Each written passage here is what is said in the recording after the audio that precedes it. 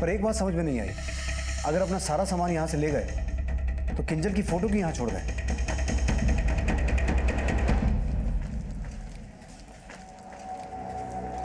बेटा, अब किंजल दीदी को कभी मत याद कर, वो हमसे बहुत दूर जा चुकी है। लेकिन माँ।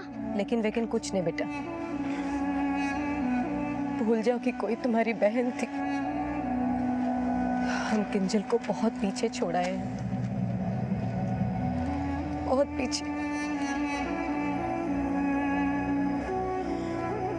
चलो।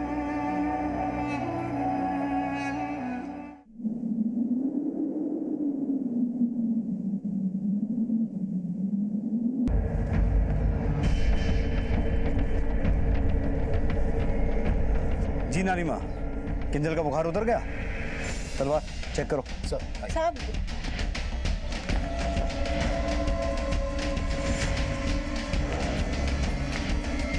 सर, बच्चे अंदर नहीं।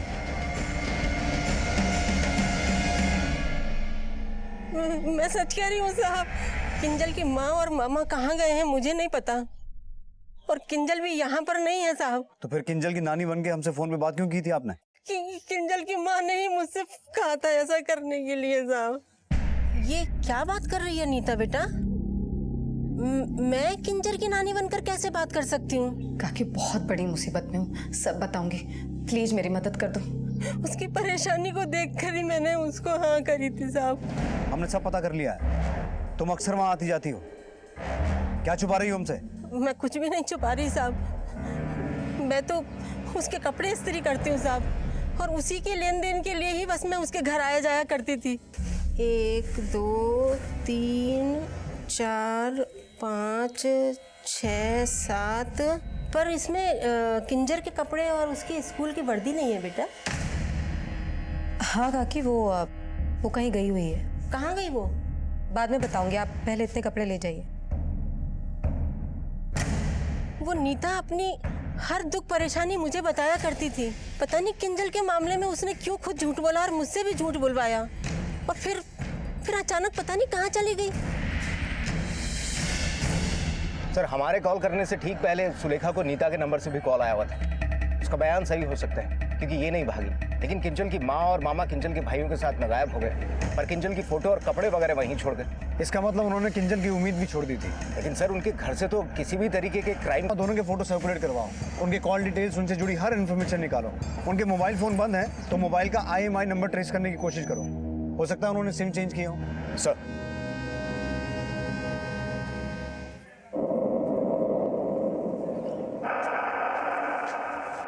ये क्या है? फोन। भैया, आप तो नया नंबर लेने गए थे ना, तो ये फोन खरीदने की क्या जरूरत थी? आजकल पुलिस पुराने फोन में नया सिम डालने से भी पकड़ लेती है। लेकिन भैया, आप तो जानते हैं ना, नौकरी भी नहीं है हाथ में, तो इतना पैसा खर्चा करने की क्या जरूरत थी? नीता, अब परेशान मत हो, इतना पैसा है कि 2-2.5 महीने का खर्च निकल जाएगा, तब तक हम लोग कुछ दूसरा जुगाड़ कर लेंगे। नीता और भावेश ने अपना ठिकाना फरार अपराधी की तरह बदल लिया था, जो उनकी मंशा और शख्सियत पर सवाल खड़े कर रहा था। एक तरफ पुलिस उन तक पहुंचने के सिरे तलाश रही थी, और वहीं दूसरी तरफ किंजल की लाश आइडेंटिफाई करने की कोशिश भी जारी थी। लेकिन किंजल की हत्या में नीता और भावेश की क्या भूमिका थी, इसको लेकर ज्यादातर लोगों की राय एक ही थी। नहीं सर, मैं मान ही नहीं सकता कि किंजल की माँ किंजल को कोई नुकसान पहुंचा सकती है। जो माँ अपनी बेटी का भविष्य संवारने के लिए संघर्ष कर रही थी, वो अपनी बेटी के साथ कुछ गलत कर ही नहीं सकती सर। तो उसने किंजल के गायब होने की बात हमसे छुपाई क्यों, और फिर अपने भाई और बेटों के साथ गायब कहाँ हो गई? हो सकता है सर उसकी कोई मजबूरी हो। कैसी मजबूरी? ये तो वही बता सकती है सर। लेकिन सर, किंजल को गायब करवाने में उसके पिता का हाथ हो, शायद वो ऐसा करके किंजल की माँ को फिर से अपने पास बुलाना चाहता हो। सर, मैंने आपको पहले भी बताया था, एडमिशन के वक्त किंजल की माँ ने किंजल के पिता के बारे में बात करने से साफ मना कर दिया था। जहाँ तक मैं किंजल की माँ को समझ पाया हूँ, मुझे लगता है उसने अपनी ज़िंदगी में बहुत दुख देखे हैं। उसका कोई ऐसा अतीत ज़रूर है जिसे वो याद भी नहीं रखना चाहती थी। अगर वो अपने अतीत को भुलाना चाहती थी तो फिर किंजल की यादें पीछे घर की छोड़ गई।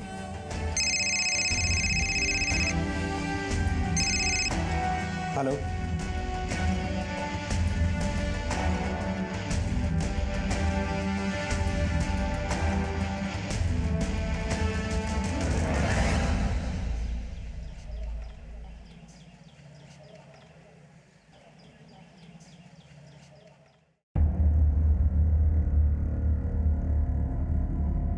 सर, हत्या गला घोट कर की गई थी।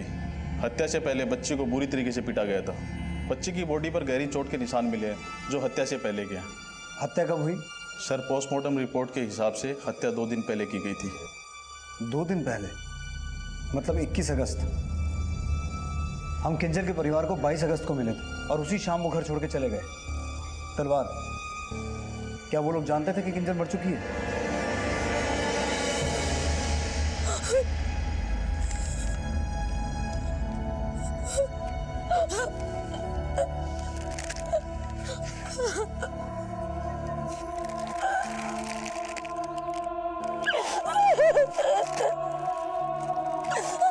किंजल की आत्मा मुझे कोस रही होगी, कभी माफ नहीं करेंगे। शांत हो जा नीता, कभी माफ नहीं करेंगे। शांत हो जा बेटा, शांत हो जा, शांत हो जा। किंजल की मां के कॉल रिकॉर्ड्स में से ऐसा कोई नंबर सामने आया है जिससे हमें किंजल के पिता की कोई लीड मिल सके? सर, नीता जिस मार्केटिंग कंपनी में काम किया करती थी वहां पर एक बंदा है संतोष चौधरी। नीता अक्सर फोन पर उसी से बात किया करती थी। पता चला है कि दोनों अच्छे दोस्त थे। मैंने संतोष को फोन किया लेकिन वो आउट ऑफ स्टेशन है, आ जाने वाला है। वो जैसे ही आए उसे यहाँ बुलाओ। सर, मेरी माँ की तबीयत खराब थी इसलिए गांव चला गया था सर। तुम गांव गए थे, तुम्हारी दोस्त की बेटी गायब हो गई। तुम वापस आए तो तुम्हारी दोस्त ही गायब हो गई। हाँ सर, पता चला। तो ये पता है कि किंजल की माँ कहाँ है? नहीं सर। हमें तो पता चला कि तुम उससे शादी करने वाले थे और तुम कह रहे हो कि तुम्हें उसकी कोई खबर ही नहीं है। हाँ सर, ये बात सही है कि मुझसे शादी करना चाहता था, लेकिन इस वक्त वो कहाँ है सर मुझे नहीं पता। इतना तो पता होगा उसका पति कौन है? सर, वो अपने पति का जिक्र करने से बहुत डरती थी सर, और कभी पास्ट की बात भी नहीं करती थी सर। शायद इसकी वजह उसके पति के द्वारा दिए हुए घाव हो सर। वो मुझसे तो क्या किसी से भी शादी नहीं करना चाहती थी सर। किंजल की मौत की वजह तो सर वो बन ही नहीं सकती। लेकिन वो इस वक्त है कहाँ? कोई भी ऐसा क्लू, कोई ऐसी बात जो तुम्हें याद हो? सर, वो बातों बातों में कभी एक गांव का नाम लेती थी सर। किस गांव का? जैतपुर सर। लेकिन सर ये नहीं पता कि उसके पति का गांव है या फिर उसकी माँ का गांव है सर।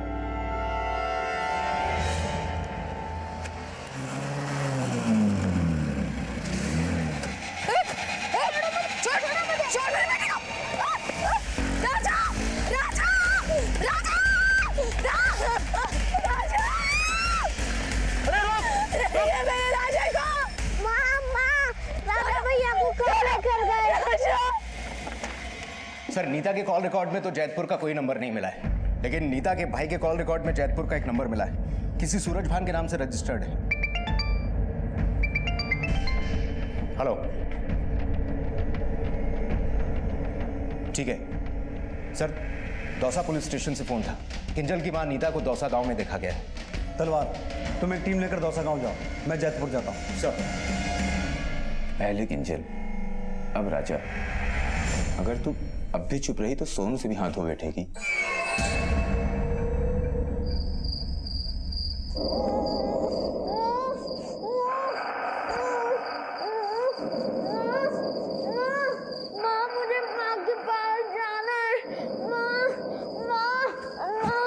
दोपहर में एक आदमी का कॉल आया था, उसी से नीता के बारे में पता चला।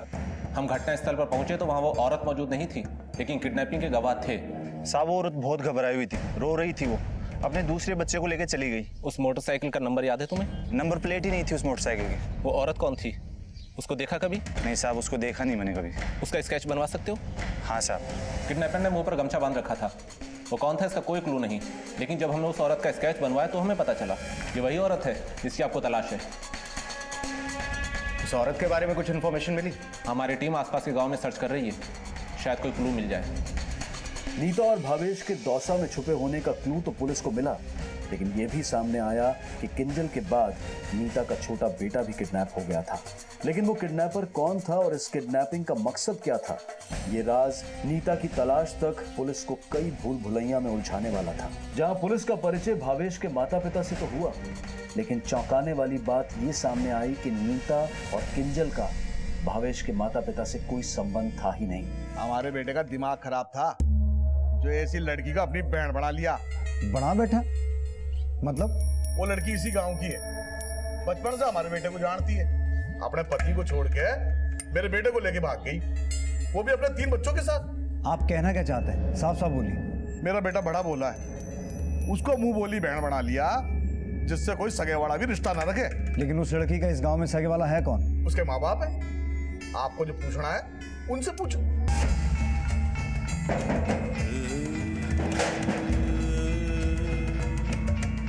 बनवारी गुज्जर जी साहब, बोलिए। आपकी बेटी और आपकी नातिन के बारे में बात करनी थी आपसे।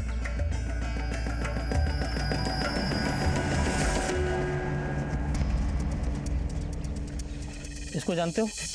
हाँ साहब। कहाँ रहती है? अगली गली में रहती है साहब। साहब, जिससे रिश्ता ही खत्म कर दिया उसके बारे में क्या बात करनी?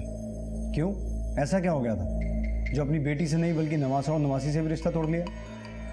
आप चाहते हैं कि हम अपने ही मुंह से अपनी बेटी को बदचलन कहें? आपको ये कहें कि वो उस लड़के के साथ भाग गई जिसे वो अपना भाई बोलती थी?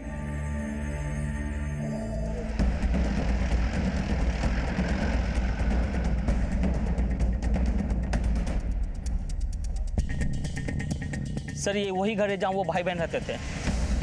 सर ताला लगा हुआ है। तोड़ो ताला। मतलब अपने पति से तंग आकर वो आपके साथ रहना चाहती थी, लेकिन आप उसे वापस भेजना चाहते थे। एक पिता होकर अपनी बेटी को नहीं समझ पाया, और जिस आदमी ने भाई बनकर उसकी मदद करनी चाहिए, आप उस पर ही नहीं अपनी बेटी पे भी लांछन लगा रहे हैं। साहब, आप उस लड़की के बारे में कुछ नहीं जानते। अरे वो हमारी तो उसका नाता आपने जिसके साथ जोड़ा था, उस पति का पता ठिकाना बताइए। सर भावेश जिंदा जरूर है, लेकिन उसकी हालत बहुत क्रिटिकल है, और गांव वालों के बयान से साफ है कि मर्डर अटेम्प्ट से पहले नीता का बेटा किडनैप हुआ था। पहले किंजल की हत्या, फिर उसके भाई की किडनैपिंग, और अब भावेश पे जानलेवा हमला। तलवार, हो ना हो इन सबका कनेक्शन इनके जैतपुर गांव से लगता है। हो सकता है नीता और उसका दूसरा बेटा भी किडनैप हो गए हों। तुम उनका पता लगाने की कोशिश करो, मैं नीता के पति से मिलकर आता हूँ। साहब किसी अजनबी को तो नहीं, पर हाँ उस आदमी की बहन को देखा था घर से निकलते हुए।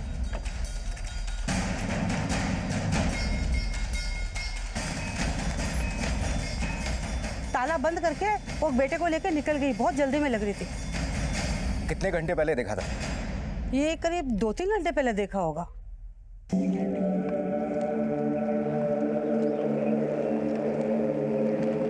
बिस्किट खा ले बेटा, ये ले खा।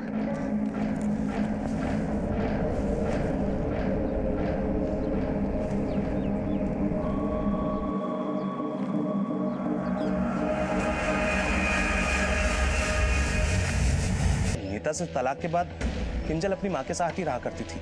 कब हुआ तलाक?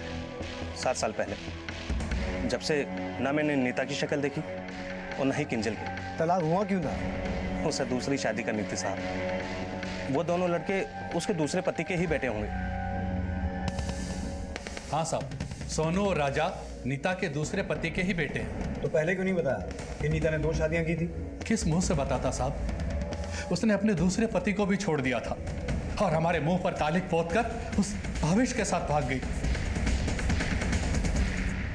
भावेश का लीवर बहुत बुरी तरह डैमेज है, उसकी हालत बड़ी क्रिटिकल है। अभी ये भी कहना मुश्किल है कि वो सरवाइव करेगा कि नहीं।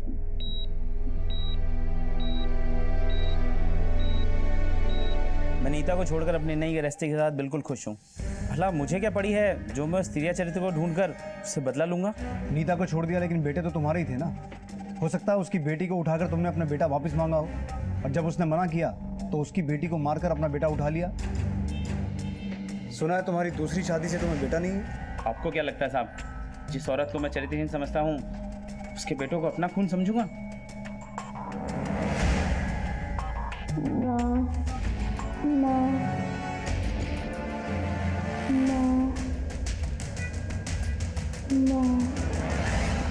सर गवाह और एविडेंस ये इशारा कर रहे हैं कि भावेश पर हमला नीता ने ही किया।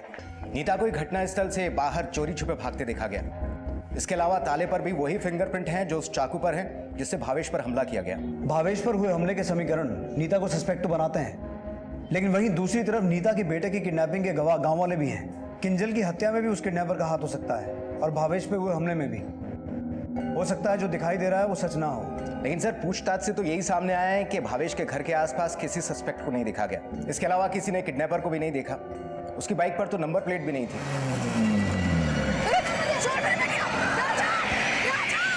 लेकिन वो बाइक किस कलर और ब्रांड की थी ये इन्फॉर्मेशन तो है हमारे पास। हो ना हो इस किडनैपिंग का जैतपुर से कोई ना कोई कनेक्शन तो है। तलवार, जैतपुर और उसके आसपास के गांव में इस कलर और ब्रांड की बाइक जिस जिसके घर में है उसकी लिस्ट बनाओ। साथ साथ ये भी पता लगाओ कि नीता और उसका बेटा इस वक्त कहाँ हो सकता है। लेकिन ये अभी भी साफ नहीं है कि नीता किसी डर से भागी या कोई अपराध करके। लेकिन सर, नीता के पति और माँ बाप ने जो बयान दिए हैं वो तो नीता के चरित्र पर ही सवाल खड़ा कर रहे हैं। दिए गए बयान झूठे भी हो सकते हैं तलवार। पुलिस ने अब इस केस को हर एंगल से इन्वेस्टिगेट करना शुरू कर दिया। एक तरफ यह पता लगाया जाने लगा कि नीता के बच्चों को किडनैप करने वाला क्या उसके ही गांव से जुड़ा कोई शख्स था, और वहीं दूसरी तरफ नीता को भी ढूंढा जा रहा था। और इसी दौरान नीता के गांव छोड़ने का एक चौंकाने वाला पहलू सामने आया। साहब, दो क्या, नीता की तीसरी शादी की तैयारी कर रहे थे उसके माँ बाप। तीसरी शादी? जी हाँ साहब, लेकिन नीता इस शादी के लिए तैयार नहीं थी, इसलिए भाग गई। भागती नहीं तो क्या करती बेचारी? जबरदस्ती की शादी, जबरदस्ती का तलाक, कौन सी औरत ये सब सहन कर सकती है? तीसरी शादी के बाद चौथी शादी होती तो कौन सा नया है? नीता जैसी जात वाली लड़कियों में ये सिलसिला खत्म थोड़ी होता है साहब। मतलब साहब, ये जैतपुर वाले नाथा प्रथा को मानने वाले हैं। सर, नीता की पहली शादी 17 साल की उम्र में 2007 में हुई। 2010 में उसका तलाक हो गया।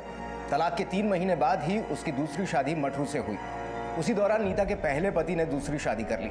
नीता का दूसरा तलाक 2013 में हुआ। तलाक के 3 महीने बाद मटरू ने भी दूसरी शादी कर ली। इससे साफ है कि उसी दौरान नीता का रिश्ता भी कहीं तय हुआ होगा।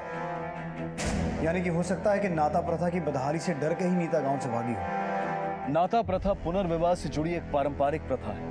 इस प्रथा का चलन मध्यकालीन युग में राजस्थान के पिछड़े हुए समुदाय में हुआ, लेकिन आज भी राजस्थान के कई गांव और कस्बों में ये प्रथा प्रचलित है। ये प्रथा विधवा या पतियों द्वारा छोड़ी गई स्त्रियों को दूसरी या तीसरी शादी का अधिकार देने के लिए बनी थी, जिसका मकसद था बेसहारा औरतों को एक नई जिंदगी देने की कोशिश। लेकिन बदलते वक्त के साथ ये प्रथा मन मर्जी के अलगाव और बिन मर्जी की शादियों में तब्दील हो गई। पुरुष वर्ग इतना हावी हो गया कि इस प्रथा की आड़ में पत्नियों की अदला बदली तक होने लगी। शगुन सौदा बन गया और पिता और पंचों की भूमिका लेन देन के दलालों जैसी हो गई। और हाल ये है कि जो प्रथा औरतों की भलाई के लिए बनाई गई थी, वही प्रथा आज औरतों की बदहाली का कारण बनकर सामने आ रही है। नीता की भी 2 शादियां हुई थी और उसके पिता ने उसकी तीसरी शादी भी तय कर दी थी, जिससे तंग आकर नीता अपने मुंह भोले भाई की मदद से अपने बच्चों को लेकर ये गांव छोड़कर चली गई थी। लेकिन नीता का पिता अब भी उसके चरित्र पर सवाल उठा रहा था। साहब, दूसरे गांव वाले कान भर रहे हैं आपके। हम इस नाता प्रथा को नहीं मानते। साहब, उस लड़की ने अपने पहले पति को छोड़कर खुद दूसरे को पसंद किया, और जब दूसरे से जी भर गया ना तो तीसरा घर बसाने के लिए बोली, और लेकिन भाग गई चौथे के साथ।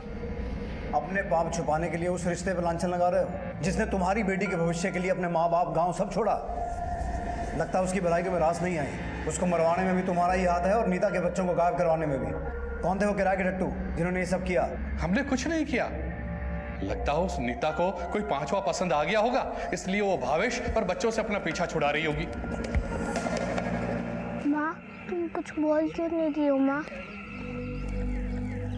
माँ, तुमको किंजल दीदी और राजा भैया की याद आ रही है ना माँ?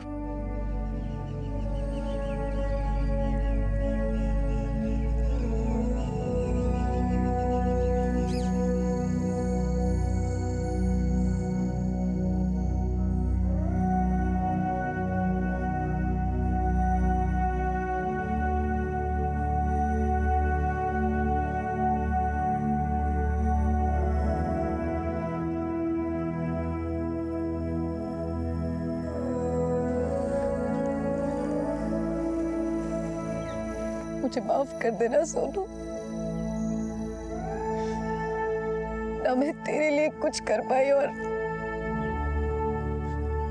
ना ही किंजल और राजा के लिए।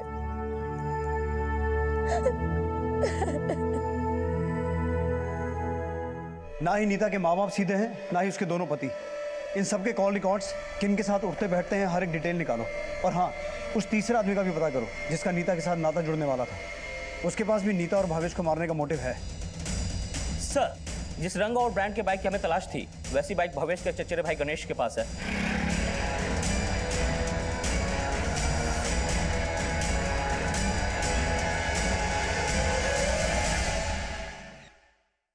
सर, कहीं ऐसा तो नहीं कि इन सब के पीछे भावेश के घर वालों का ही हाथ हो? अब ये तो भावेश का चचेरा भाई गणेश ही बताएगा। उठा के लाओ उसे। सर।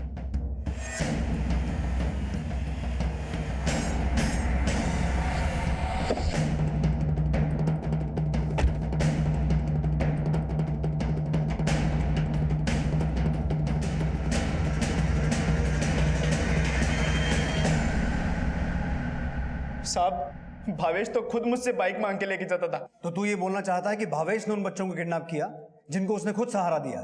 अब साहब उसने क्या किया क्या नहीं वो तो मुझे नहीं पता, लेकिन मैंने कोई अपहरण नहीं किया साहब। तूने सिर्फ अपहरण ही नहीं, हत्या भी की है, नीता की बेटी की भी और भावेश की भी। भावेश तो मेरा चचेरा भाई था साहब, मैं उसे क्यों मारूंगा? क्योंकि तुम लोगों को ऐसा लगता था कि अपनी मुंह बोली बहन को सहारा देके उसने तुम्हारे खानदान के मुंह पे कालक पोती है। नहीं साहब, मैंने किसी को नहीं मारा साहब। तलवार, जब तक ये सच ना बोले हाथ रोकना मत। नहीं साहब, मेरा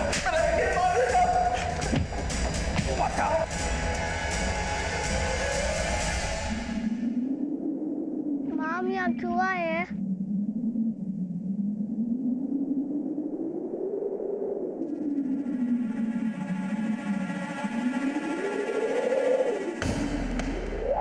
रुको, क्या कर रही है? क्या कर रही है? नहीं, छोड़ दीजिए, हमें मर जाने दीजिए, छोड़ दीजिए, हमें मर जाने दीजिए, मर जाने दीजिए हमें।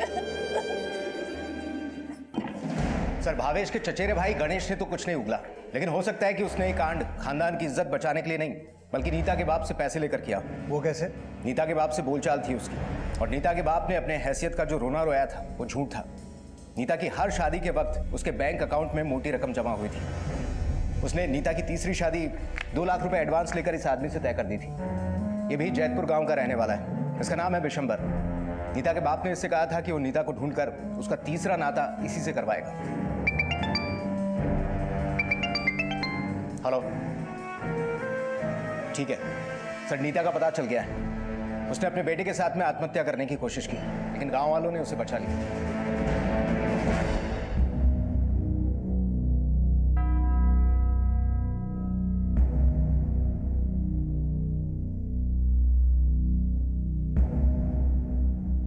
साहब, मैं मानता हूं कि मैंने बिशंबर से पैसे लिए थे, लेकिन नीता को अपने पास लाने के लिए मैंने कोई कांड नहीं किया। कांड नहीं किया तो बिशंबर से वादा क्यों किया कि नीता को बुला के उससे नाता करवा देगा? साहब, झूठा वादा किया था ताकि वो अपने पैसे मांगकर मुझे परेशान ना करे। कल तक बोल रहा था कि बेटी अपनी मर्जी से नाते जोड़ रही है, लेकिन ये नहीं बताया कि उसके जरिए तू अपनी तिजोरियां भर रहा है।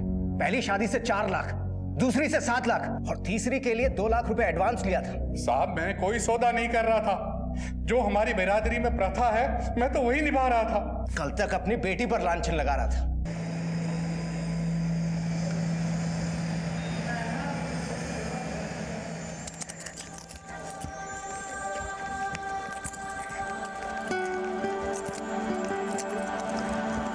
अंकल, मेरी वाली टॉफी।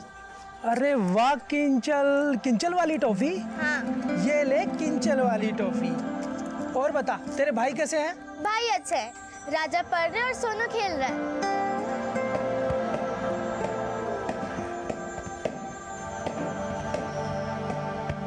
ये मेरी तरफ से एक केक, ये राजा के लिए और ये सोनू के लिए। Thank you uncle. कौन है ये लड़की? अकेली माँ की बेटी है, मोहल्ले में नए आए हैं। इसकी माँ और मामा दोनों काम पे रहते हैं और ये और इसके दोनों भाई घर पर अकेले।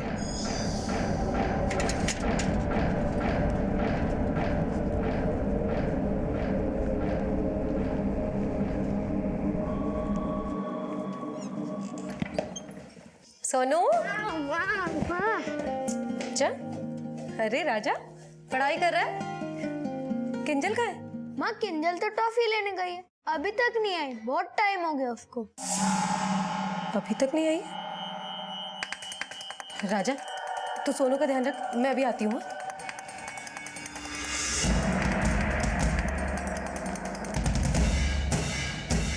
किंजल, किंजल। काका, आपने किंजल को देखा? नहीं देखा। कहाँ ढूंढे? भावेश भैया, भैया किंजल नहीं है घर पे। ट्रॉफी लेने के लिए गई थी, अभी तक नहीं लौटी है। जरा जाकर देखिए ना उसे। कैसे बच्चों को तालीम बंद करके जाया करो, एकदम परेशान हो, मैं देखता हूँ।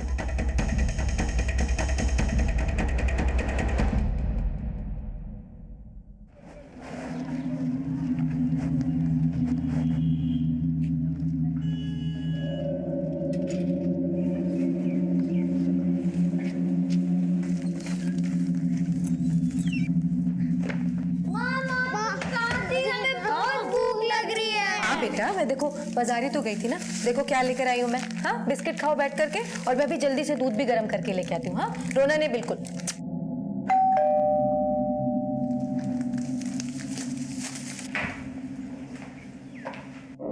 संगीता, अब क्या हुआ? क्या बात है, आजकल किंजल नहीं दिखाई दे रही, 2 दिन हो गए स्कूल भी नहीं आई। हाँ वो नानी के वहाँ गई हुई है ना, इसलिए। सब ठीक तो है ना? हाँ संगीता सब ठीक है। अच्छा ये लो, किंजल के क्लास टीचर ने उसके एग्जाम का टाइम टेबल दिया है। 3 दिन बाद एग्जाम शुरू हो रहे हैं। एग्जाम से पहले किंजल को बुला लो।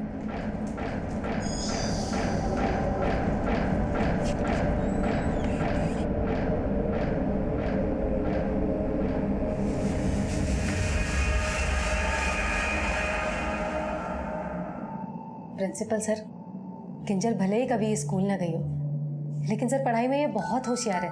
3री क्लास के बच्चों के बराबर जानती है ये। वो तो ठीक है, लेकिन किंजल 9 साल की है, आपने इसको पहले स्कूल क्यों नहीं भेजा? ऐसी परिस्थितियां थी जो मैं आपको बता भी नहीं सकती। लेकिन सर मेरी किंजल का दाखिला ले लेंगे ना आप स्कूल में? क्यों नहीं? जिस देश में बेटी बचाने और बेटी पढ़ाने के लिए लोगों को जागरूक किया जाता हो, वहां आप जैसों की मदद करना हम अध्यापकों का फर्ज है। किंजल बेटा, खूब मन लगा के पढ़ोगी ना? हाँ सर।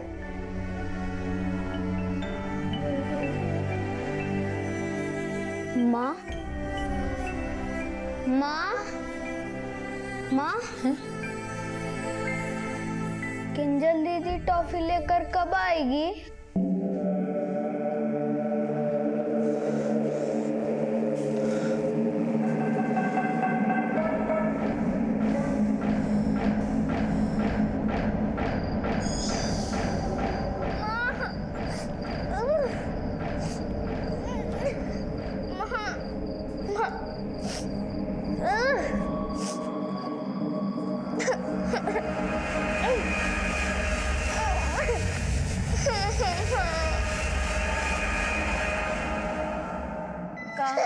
कहाँ? यहाँ पकड़ लिया। बहुत हंस रही थी ना किंजल, पकड़ लिया किंजल। माँ, किंजल दीदी तो है नहीं, आप भूल गई?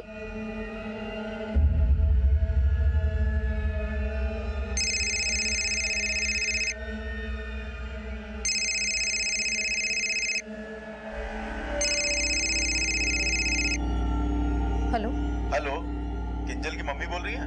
हाँ किंजल की मम्मी बोल रही हूँ। किंजल कहाँ है? जी मैंने किंजल के बारे में जानने के लिए फोन किया है। किंजल आपके साथ नहीं है? आप कौन? किंजल के स्कूल का प्रिंसिपल। प्रिंसिपल सर आप? आज परीक्षा का पहला दिन था और किंजल आई नहीं। सब ठीक है ना नीता जी? वो प्रिंसिपल सर, किंजल को बुखार हो गया है तो इस बार परीक्षा नहीं दे पाएगी वो।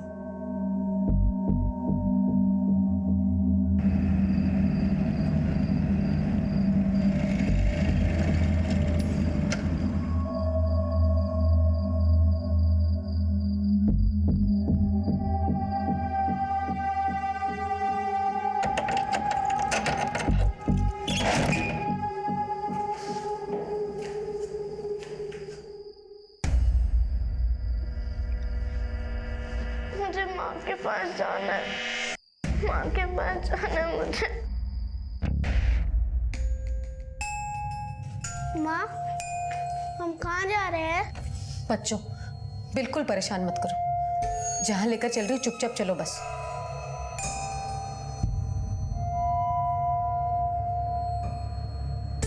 माँ, किंजल दीदी तो आई नहीं।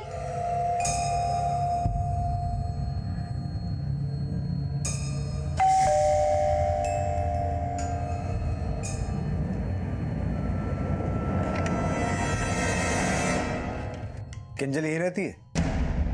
जी। आप कौन? साहब ये किंजल के मामा है भावेश और मैं माँ नीता। बात क्या है? किंजल कहाँ है? वो साहब वो अपनी नानी के यहाँ गई हुई है। क्यों?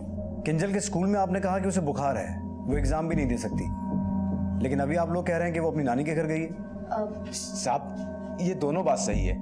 उसको बुखार था, उसका हवा पानी बदलने के नानी घर भेज दिया। लेकिन साहब आप लोग ये क्यों पूछ रहे हैं? क्योंकि किंजल के स्कूल के प्रिंसिपल को लगता है कि आप लोग किंजल को लेकर कुछ छुपा रहे हैं। सर किंजल की एक क्लासमेट किंजल के पड़ोस में रहती है। मैंने उसकी मम्मी से बात की तो मुझे लगा कि किंजल की माँ नीता जरूर कुछ छुपा रही है। ऐसा क्या छुपा रही है जो आपको हमारी मदद चाहिए? सर हो सकता है किंजल का किडनैप हो गया हो और किडनैपर्स ने उन्हें धमकी दी हो कि वो इसके बारे में किसी को कुछ ना बताएं। सर मैंने किंजल की मम्मी को कॉल किया तो फ़ोन उठाती ही बोली किंजल कहाँ है, और जब पता चला कि मैं फ़ोन कर रहा हूँ तो बात बदल दी। आपने किंजल के पिता से बात नहीं की? जी वो उनके साथ नहीं रहते। एडमिशन के वक्त भी मैंने किंजल के पिता के बारे में जानना चाहा था, पर किंजल की माँ नीता किंजल के पिता के बारे में कुछ बताने को तैयार ही नहीं थी। हाँ साहब, मैंने किंजल के पिता को छोड़ दिया था, लेकिन प्रिंसिपल सर को जैसा लग रहा है वैसा बिल्कुल नहीं है। किंजल सच में अपनी नानी के यहाँ ही गई हुई है। एक काम कीजिए, किंजल की नानी का नंबर दीजिए, प्रिंसिपल साहब की तसल्ली के लिए उनसे एक बार बात कर लेते हैं। जी मेरे फ़ोन में है, मैं लेकर आती हूँ।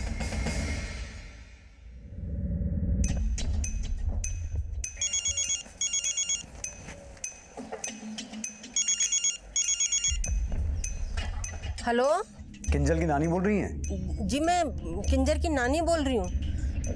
थे कौन? इंस्पेक्टर राठौर। आपका नंबर किंजल की माँ नीता से मिला, जरा किंजल से बात करवाइए। वो किंजल को बुखार आ रहा है ना, तो मैंने उसको दवाई दे के सुला दिया।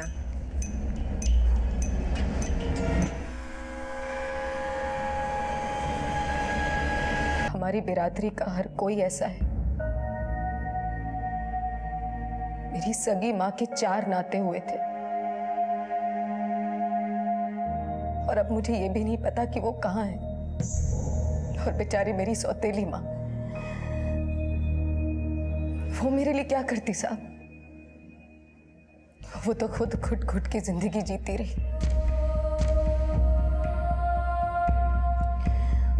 ये प्रथा नहीं है साहब। हमारी बिरादरी की औरतों के लिए गले का फंदा है। मर्द गले में वरमाला के नाम पे फंदा डालता है, शगुन के नाम पे रिश्ते का सौदा करता है। पिता पंच सब अपनी जेबें भरते और हम औरतें साहब, औरतें आंखों में आंसू भर के रह जाती। एक मर्द का मन भर जाता तो दूसरा नोचने वाला आ जाता था। 3 साल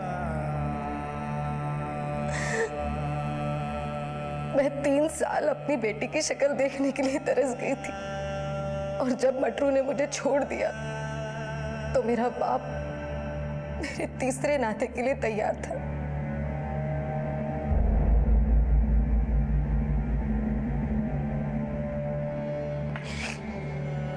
साहब मैं डर गई थी।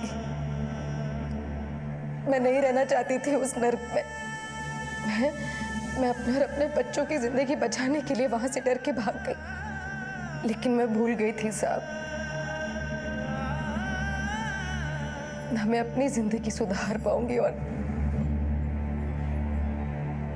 ना ही अपने बच्चों की। नाता प्रथा की बदहाली से उभर कर नीता अपने बच्चों को एक नई जिंदगी देना चाहती थी, लेकिन अपने अतीत का खौफ उस पर इतना हावी हो चुका था कि वो किसी को अपने गांव और माता पिता के बारे में बताने से भी डरती थी। लेकिन पुलिस उससे ये जानना चाहती थी कि उसने किंजल के अगवा होने की बात उनसे क्यों छुपाई। अगर तुमने हम पे विश्वास जताया होता तो आज हालात कुछ और होते, लेकिन हमें सच बताने की बजाय तुम भाग गई। और जिस बेटी के भविष्य के लिए तुमने इतना संघर्ष किया, तब तुम्हें उसकी भी परवाह नहीं थी। और तुमने ये कैसे मान लिया कि किंजल तुम्हारी जिंदगी में वापस आएगी ही नहीं? साहब मैं बहुत डर गई थी। सोचने लगी कि कहीं किंजल के लिए मुझे उस नर्क में वापस जाना पड़ा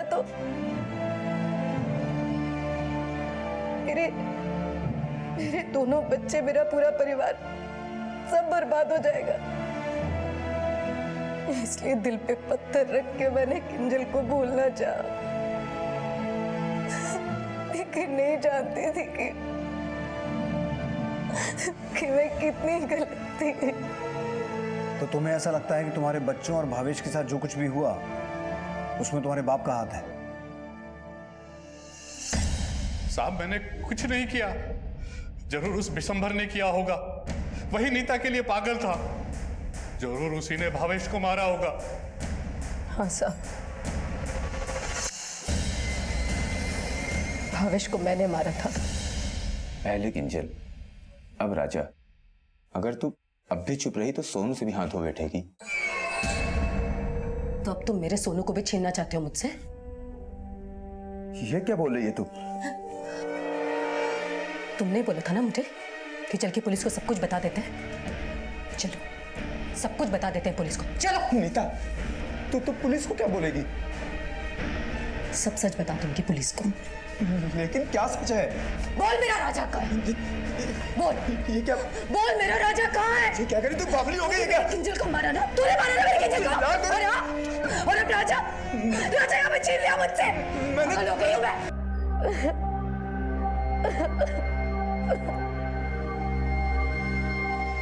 भावेश मरा नहीं है।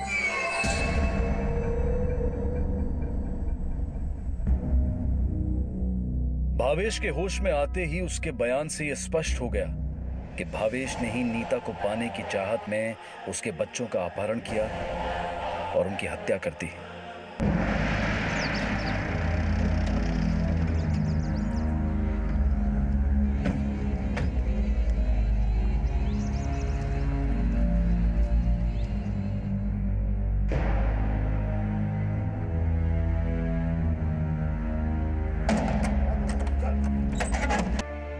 सामने वाले के मन को पढ़ पाना आसान नहीं है, लेकिन चोट खाकर सीखने से बेहतर है कि हम कम से कम इतना सतर्क रहने की कोशिश तो जरूर करें कि चोट खाने से पहले सामने वाले की मंशा को भांप सके। क्राइम पेट्रोल की पूरी टीम की तरफ से आप सबको होली की ढेर सारी शुभकामनाएं। हम आशा करते हैं कि आपकी होली सुरक्षित और खुशियों के साथ बीती होगी। इसी विचार के साथ अब मैं अनूप सोनी आपसे विदा लेता हूं। फिर मुलाकात होगी अगले एपिसोड में एक और चौंका देने वाले केस के साथ। तब तक अपना और अपने परिवार का ख्याल रखें और देखते रहें क्राइम पेट्रोल डायल 100। सबक एक को सीख हम सबको। जय हिंद।